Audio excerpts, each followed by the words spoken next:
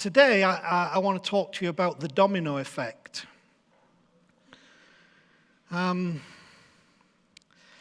It's a powerful but potentially frightening principle. And yet I would say that it's an absolute necessity for healthy human development, but something we are more likely to wish to avoid than we are willing to embrace and accommodate. And it affects everything that we line up with careful precision in the hope of some permanency and certainty, and in the hope that what we line up and stand up will never fall. And we're all guilty of it. But when, as inevitably the case will be, we begin to experience that which we carefully built up beginning to fall piece by piece by piece, what attitude should we take? What action, if any, should we take? How should we judge ourselves in it all? Why do we think that security is best found in certainty, and so pursue that line of approach in everything in life? See, what we showed you today is from the movie Collateral Beauty. And the guy in the story, played by Will Smith, finishes up, although they've been very successful, there is a tragedy in his life. They lose a child, and suddenly that causes an effect that now makes him question the whole essence of what he's built in life and why these things should happen. You see, we can take why as such a positive. What's the why of your life? But most of us struggle with the why did my marriage fail? Why can't I seem to get through to my kids? Why am I not succeeding in my job? Why am I unhappy? Those are more the whys that we tend to wrestle with than the big why of our existence and our value and our purpose. And so he talked about the three things: love, time, and death. I don't think they're the only three things, but they're what's in the movie, and that's what our subject is. So my question is, when love, time, and death show up in person in our life experience, what is our response? When we are faced with the challenge of things that become real, they're right in front of our face, what's our response? If love is if love is our greatest need, and we all want more of that, if time is our greatest challenge and we inevitably feel we have too little of that, or are not sure how effectively we have used and are using it, if death is our greatest question in all of its forms, not just when we finish up in a box, and it's an unrelenting companion in all of it, in the whole of creation, death is an unrelenting companion. It's not the opposite to life, it's the opposite to birth. And it's unrelenting and will challenge us, and it comes up and crops up, not just the one time that is our final time that we call death, but many times in many situations. So is lining up the dominoes of your life in some kind of perceived order and pattern really going to create the outcome you hoped for, or heal the pain that their placement was meant to end? See, if you look at the story, he does the dominoes because of the loss, and he's trying to heal the pain by putting the dominoes in order, and that's what we do metaphorically in our life. If I can just get things in better order, if I can just line things up in a way that I can see, if I can just build some structures with the pieces, then surely this is going to heal my pain, and surely it's going to give me the outcome that I hope for. Seems an obscure question, but I'm going to ask it because it's important. Do you know who Jesus is? Now, this is not some 40 years ago gospel message I'm trying to preach to you now to bring you to a point of asking Jesus into your heart, but it's a very important question because Jesus is a real figure who has had more influence on the society that we live in and the culture that has developed than any other individual in the whole of history. Do you know who Jesus is? Well, let me tell you who he is not. Jesus is not another domino that you insert at the head of the lineup of all your perceived solutions to life's challenges. But unfortunately, that's what he gets reduced to. Another domino, but we are very gracious. We recognize who he is, so we put him at the head. But actually, he's just another domino. And Jesus is not that. Jesus is the domino pusher. If you care to read the Gospels in their true light and take out of the reading of those Gospels our romanticism, you will see that the Jesus of the Gospels is the domino pusher, who on every occasion is pushing that one domino that when it is pushed is about to take everything else with it, which is why he was resisted, and which is why when he started to do that in Jewish culture and in the religious context that they lived in, they said, we'd rather crucify him than have him touch our domino.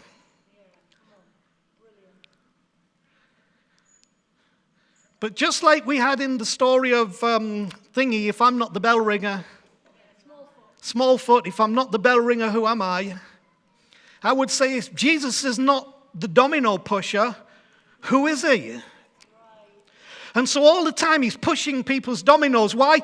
Because it's actually healthy for the dominoes to begin to fall, because they are a false solution to the issues we face that we think we can find resolution by building something, but we're building it from dominoes. Jesus is the domino pusher, the catalyst for chaos and catastrophe, which is a different Jesus, isn't it? Trust me, we probably wouldn't have liked the real Jesus, and most people now don't like the real Jesus, so they have Jesus as a domino, not the domino pusher, because that's how they think they can maintain order. But you see, the truth is he is a catalyst for chaos and catastrophe. Now, the problem is we understand chaos and catastrophe to equal disaster. But if you read the Bible right in the beginning, chaos and catastrophe are the beginnings of creation. They are not ends, they are beginnings. So don't be afraid of chaos and catastrophe, because once your dominoes are pushed, that's what you're getting. He's not meant to be a convenient add-on, but a life-changing catalyst. Now let me say this about context. The words and teachings of Jesus have been tremendously influential, particularly in the values and development of the Western world, and also in a different way in the Eastern world. But consider the dominoes of your life is no less powerful and legitimate a message than Jesus saying, consider the lilies of the field. So consider the dominoes of your life this morning. The problem for the guy who Will Smith plays there in Collateral Beauty is that he can't move forward because of his pain. And so everything he does is an attempt at resolution for that pain, which of course what that is doing in his life, it's absorbing time but never moving him forward with any momentum. It's just simply always trying to heal the wound and backtrack on what it is that he feels has gotten out of control. In the movie, he writes 3 letters. He writes a letter to love, he writes a letter to time, and he writes a letter to death, because those are the images of the 3 things that he feels are bothering him. Now, in the movie, what happens is they turn up as real people into the story. And it might sound far-fetched, but I would say that for all of us, the issues that we face kind of turn up as real people in our hidden moments and in our conversation. They are to us as real as flesh and blood, because we're having a conversation with them. We are saying things to them about our feelings and our disappointments and our disillusionment and our hopes and our expectations. And particularly the one that turns up there is time. And, of course, he has this little conversation which you witness with with time. And time in this movie is symbolic of the challenges that we face when the things that trouble us show up and face us down. He does the same with love. He does the same with death.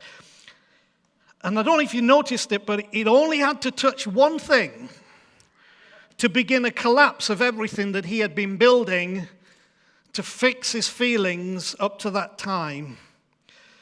And what he'd spent time building with his time and love as a resistance to death started to collapse. And then what you see in here that's different to the first clip is it must be stopped at all costs. So when the dominoes began to fall, when time touched the dominoes that he had erected, he felt he must stop them at all costs. And so there is an intervention in the process that potentially was trying to bring him to an understanding of what must happen for the resolution of the thing that he was trying to fix by lining up his dominoes. This experience is probably at its most frightening when it touches our core, developed, accepted beliefs. See, we all develop, accept, or have imposed upon us what I've called many times in here a common narrative. It's our go-to position. It's our fallback position. It's the thing that we have grasped that we feel pulls everything together in a way that gives us some sense of security. And that we feel actually removes some measure of that awful feeling of uncertainty. But that's our common narrative. And growing up as I did in the church and knowing all that I know about what I've seen around me in every part of it, every denomination, every group, every type, there is in everyone a common narrative that drives it, just like in life. There's in every culture a common narrative. There's in every political idealism a common narrative. And there is in each one of us a common narrative. It's a set of beliefs that we have accepted, developed, constructed, or maybe had imposed upon us, which Chris and I and Jenny and one or two more know about that, which have now created a default position in which we now live like a castle to protect us from our enemies. We make them and their defense our meaning. Most of my life made the common narrative of my evangelical Pentecostal upbringing my defense and meaning. It's what I lived for and it's what I fought about. But all the time, it was never allowing me to think what would happen if I allow one of those beliefs to be pushed over. I'll tell you what happens, the domino effect. And I'll tell you what most people do, immediately dive onto the scene to stop the dominoes falling because our precious beliefs that we have accumulated, that we rely on to give us our security, are quickly falling one after the other, and we must stop it. Well, in stopping that, we stop what would become our deliverance and our freedom and our growth. And those things that we did, we make them our defense and our meaning, not realizing that they're a reaction to the uncertainty, unknowing, and autonomous flow of this thing we call living. See, there is an autonomous flow to this thing we call living. Autonomous means it does what it does. And so those of you who struggle, why did X get sick and why was they okay and how come they got that job and how come they had a baby, you had a miscarriage? That's the autonomous flow of life. It's not that anybody or anything is particularly responsible. It's just that, can I use the word, it's in the Bible, shit happens. It's part of life. But so does blessing, and so does favor, and so does goodness. The thing is not to try and bring that down so much that you're trying to say, whose fault is it? But to say, we know it exists, but within it, how do we resolve this issue to be living life in a way that is able to deal with this autonomous flow and help us to understand what uncertainty and unknowing contribute. They don't take away, they contribute to our life, bring beauty to it. That's why it's called collateral beauty. See, but those beliefs are as vulnerable to falling as the dominoes in our videos. It just takes one to be pushed over. One by one, we line them up, creating shape and texture. Our objective is the security of certainty outside of the challenging demands of the faith required to live in the space of unknowing. So we line up those beliefs. We line them up one after the other, and put our confidence in them. But in the building blocks of life, though we may deny it, what we're wanting is the non-negotiable, the fundamental, the fixed. So good luck in Jesus' name with that. If you really want to live open and honest and not closed and calculated, then you're going to have to accept a movement that is the dominoes that begin to fall. See, the problem with developing a common narrative individually, corporately, societally, in any group, is that they are always fiercely homogenic. Now, that's not LBGTQHZ. It's not another one of those, okay, just because it's got that in the title. Homogenic means having only one alternative form. I was raised in a homogenic understanding of God. I was raised in a homogenic understanding of church, of the gospel, of Jesus, of me, of people, of the world, of the future, of creation. It was homogenic. It only had one alternative form. But you see, the problem with that is this. It's almost impossible in that experience to avoid the development of prejudice and discrimination. The uncommon being spoken becomes the unforgivable sin because it threatens the whole setup. And that's why people have struggled in recent times with where we are going as a house, as a people, as a church in our faith. Why? Because the uncommon being spoken becomes an unforgivable sin because it threatens the whole setup. It touches dominoes that people want to dive in and say, no, I can't let that fall. So why is the common narrative such an issue to me?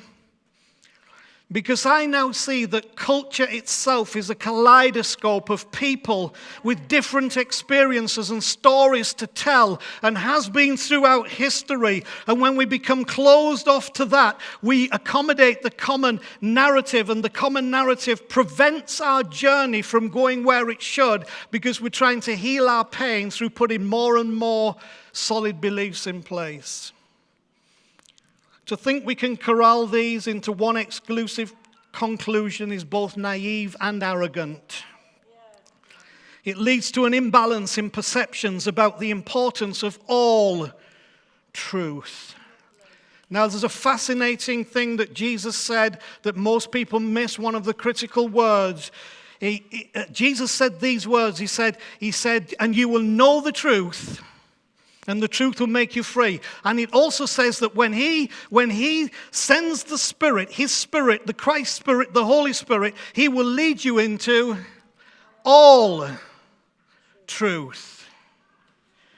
So why do we so readily create and attach to a common narrative? Because we believe that by and through it, all things will be held together for us. That's why we do it. We think, foolishly, that through it, all things will be held together for us, because our security, our confidence, and our identity are all so closely dependent upon its existence. And so it becomes, if you disturb my security, if you knock my confidence, if you question or challenge my identity, where does that leave me? It leaves you with a room full of fallen dominoes. The question is why you laid out the dominoes in the first place. What are you trying to fix? It's less about what you were trying to create and more about what you were trying to fix. In regards to the question of what can hold all things together, there is a better fix. Find the Christ in you. Christ is the sacred raw material from which and in which everything else exists. And I want you to understand this presence of the Christ in all things, which we've talked about before, and I won't go into it deeply today. But this wonderful verse in the book of Colossians, chapter 1, verse 17 says, He is before all things, and in Him all things hold together. Faith happens when our beliefs run aground. Faith is what we find when our dominoes begin to fall. If the dominoes do begin to fall, how's the best way to deal with it? And what you saw in that wonderful film, wonderful clip from Robots, the movie, is the best way to deal with it when the dominoes begin to fall is to surf the dominoes. And then you become the king of the beach. See, that little video also introduces something we haven't seen up to this time, which is big dominoes. And you see at the end, as we went through all those dominoes, we suddenly hit a few big dominoes. One of the big jokes about communism was that in communism, all men are equal. It's just that some men are more equal than others, which sprung out of the way that the Soviet Union at the time, Politburo, helped themselves to large houses and private beaches and all the kind of stuff that everybody else, we all had to just live in grey apartments on the same amount of money, on the same wages, doctors or labourers, it didn't matter, they provided the heating, but some were more equal than others. Well, the issue is all dominoes are equal, it's just that some dominoes are more equal than others. Who God is became one of my big dominoes because there came a point where, having been raised in church, I began to question who really is God. How come the God that I've been taught could instruct people to murder, rape, and pillage, to bring into slavery, to obtain land illegally that was not their own, but now suddenly comes and loves me and tells me to love my enemies and to forgive? How come this is going on? And it began to raise a big domino in my life, because once I began to say, maybe the God that I have been given is not necessarily the God of Jesus, what will the impact of that be? Another big one for me was, is the Bible really infallible and inerrant? Because I began to see that there were problems that I could not just brush under the carpet by saying, but God is in control, and if God is God, God can do just what He wants. Well, what makes that God different to the Emperor Julius Caesar or Nero or Caligula? What makes Him different to Attila the Hun? What makes Him different to Odin? What makes Him different to Zeus? And I began to realize the God that I had been given, in essence, was absolutely no different to the gods of any culture, of any people, at any time throughout the whole of history. Here's how it worked. The gods are angry. The gods must be appeased. You'll be rewarded for doing good. You'll be punished for doing bad. Now, we introduced a beautiful figure into that by the name of Jesus, who died for our sins, and somehow felt that that was the trump card that excused all of this, when actually we still had a God who was angry and who must be appeased. And so, as people would say, I began to realize, if what I thought was true, then God came Himself to sacrifice Himself to Himself to deal with the anger that He felt Himself, so that He Himself could then forgive us for something that had been created in the first place, because He made us. And I began to think, hang on a minute. But of course, can you imagine what happens to a church boy growing up with everything I'd learned and done and felt, and suddenly that domino, that big domino, gets pushed. And it begins to knock all the others, all the questions that go down the line for all of us. And it applies to all of our lives. What are the big dominoes for you? What is it that you're afraid of? If that falls, if that I've believed goes over, if that I've put my trust in is moved, if that's that I rely on for my whole identity tumbles, where does that leave me? But that's more an inner fear that we have of the process of life than it is of the reality that will happen when you allow this process to take place within you. Because as I said, Jesus was the domino pusher.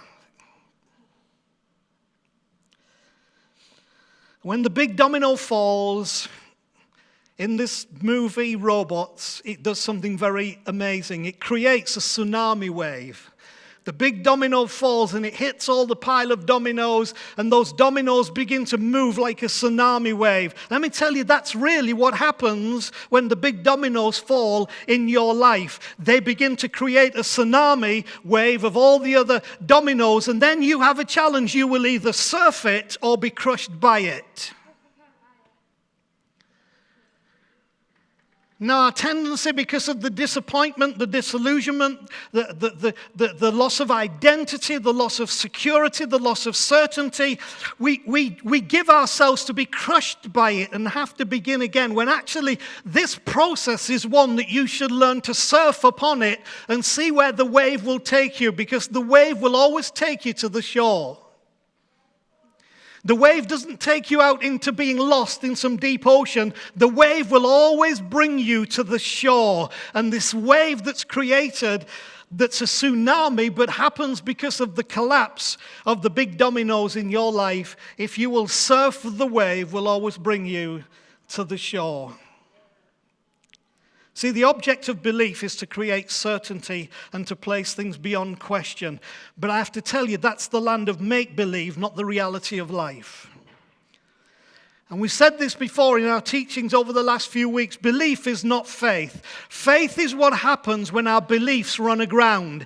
And the dominoes fall in order to show you that ultimately your defined, developed beliefs will run aground somewhere. But if you let that happen, faith will begin at that point. Your spirit can be buoyed by beliefs, but it can also be brought down by them. The things you believed and it didn't quite turn out. And you said, but I believed it wasn't going to be this way. I believed this would be different. I believed that that would not happen and this would happen. Yeah, we can be buoyed when we have those beliefs, but we can also be brought down by them. The falling of the dominoes is proof that our beliefs, no matter how strong, were inadequate for the journey.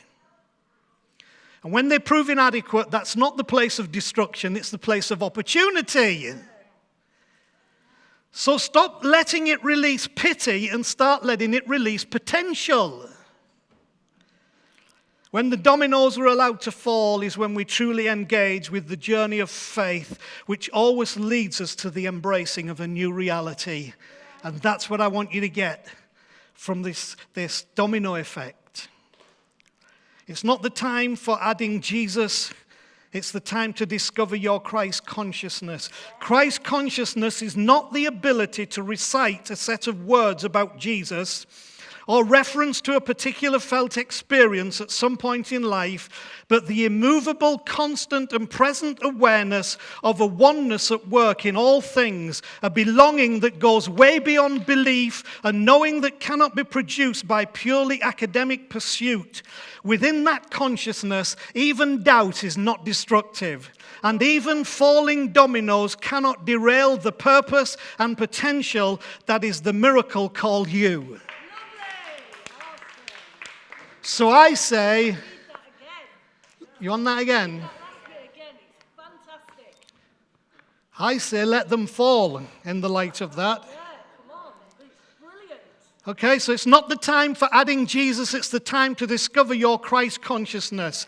Christ consciousness is not the ability to recite a set of words about Jesus or reference to a particular felt experience at some point in life, but the immovable, constant, and present awareness of a oneness at work in all things, a belonging that goes way beyond belief, a knowing that cannot be produced by purely academic pursuit. Within that consciousness, even doubt is not destructive, and even falling dominoes cannot derail the purpose and potential that is the miracle called you. So may the Christ, who is in all things and holds all things together, find his expression in you today and touch your dominoes. And I pray that you won't stop them falling.